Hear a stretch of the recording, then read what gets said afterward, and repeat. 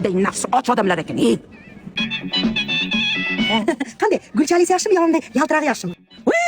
Hikoyam chiroyli ekan, lekin uyda bor. O'zimda yangi kelinligimda tutganim turibdi. Shundaygina kirsovunda yuvib beraman, eskiligi bilinmaydi.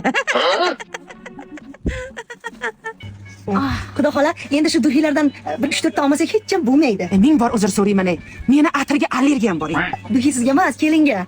Asha kelim meni oldimda yashaydimi, a? Yoqa-yoqa o'tganda atirda hidi dimog'imga o'tiradimi? Ertalabgacha deb chiqamanmi? Kerak emas. Xudo xola, razmerini topdik. Xuddi shunaqasini o'tgan yili nevaram Alpi bayramiga kiyuvdi. Bir marta kiygan, turibdi shundaygina, ha? Buni qo'ying joyiga. Yuringlar.